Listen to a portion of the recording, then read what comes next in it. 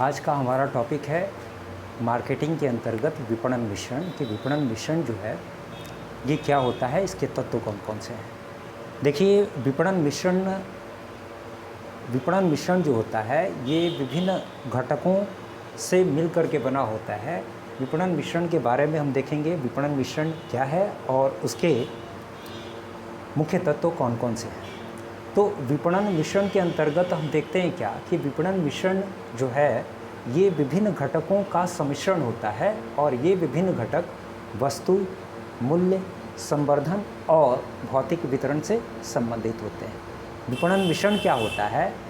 विपणन मिश्रण विभिन्न घटकों का सम्मिश्रण होता है जो वस्तु, उसके मूल्य, संवर्धन और भौतिक वितरण से संबंधित होते हैं।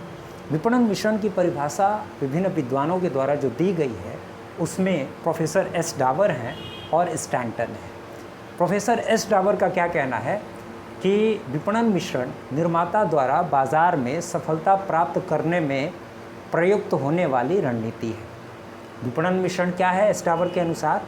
तो निर्माता द्वारा बाजार में प्रयुक्त सफलता प्राप्त करने के लिए प्रयुक्त की जाने वाली रणनीति है।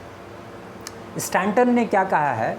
विपणन मिश्रण 4 इनपुट्स का संयोग होता है जो कंपनी के विपणन तंत्र का निर्माण करते हैं।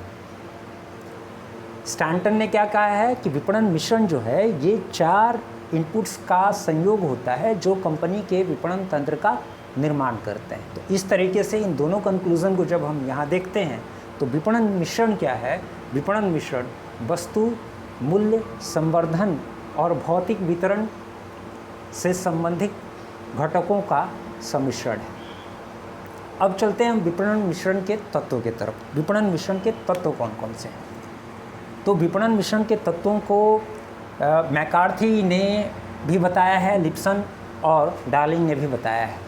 मैकार्थी ने भी 4 तत्वों को बताया है, लिप्सन और डार्लिंग ने भी 4 तत्वों को बताया है। टोटल मिला के 8 हो गए। इसमें से सिर्फ 7 का ही हम यहाँ पे शॉर्ट में अध्ययन करेंगे। तो इनके अनुसार विपणन मिश्रण में जो पहला तत्व होता है ये होता है वस्तु का नियोजन और विकास। तो विपणन मिश्रण के अंतर्गत जो पहला तत्व है उसका वस्तु का नियोजन एवं विकास। इसमें क्या होता है, एक विपणनकर्ता वस्तु का किस प्रकार का डिज़ाइन होगा, उसका रंग किस प्रकार का होगा, उसकी ब्रांडिंग किस प्रकार, ब्रांड क्या होगा, लेबलिंग किस प्रकार की होगी, उसकी पैकिंग किस प्रकार की होगी और वस्तु का जो प्रयोग होगा उस पर गारंटी किस प्रकार की होगी और सेवाएं किस तरह से दी जाएंगी ग्राहकों को, इन सारी चीज़ों पर विचार किया जाता है।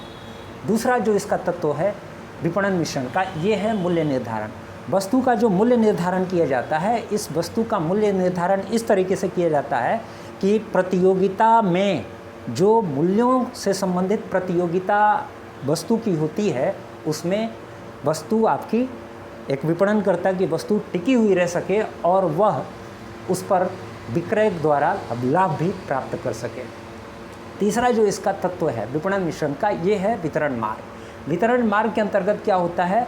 या तो वस्तुओं की पहुंच ग्राहकों तक सीधे बनाई जाती है या मध्यस्थों का चुनाव किया जाता है।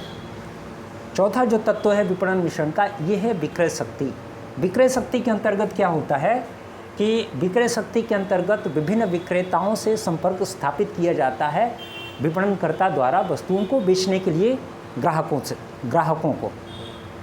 विज्ञापन और विक्रय संवर्धन जो अगला तत्व है 5वां, इसके अंतर्गत क्या होता है कि विज्ञापन और विक्रय संवर्धन के अंतर्गत विपणनकर्ता एक जो होता है ये विज्ञापन कार्यक्रम तैयार करता है। इस विज्ञापन कार्यक्रम के बारे में विक्रेताओं को जानकारी देता है और साथ ही साथ ग्राहकों को भी ध्यान में रखते हुए विज्ञापन कार्यक्रम तैयार किया जाता है जिसका उद्देश्य होता है ग्राहकों को वस्तुओं के प्रति आकर्षित करना या क्रय करने के लिए ग्राहकों को वस्तुओं को क्रय करने के लिए प्रेरित करना। अगला जो विपणन कार्यक्रम विपणन मिश्रण का जो तत्व है ये है आपका भौतिक वितरण।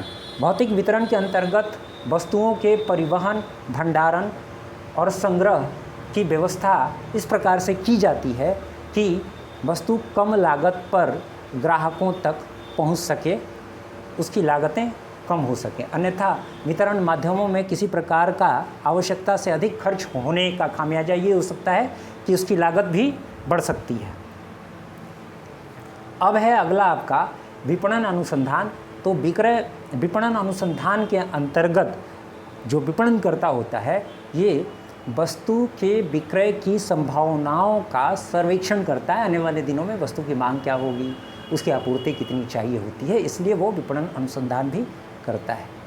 चलिए धन्यवाद। चैनल को सब्सक्राइब करें और इसे आगे की तरफ भेजें। धन्यवाद।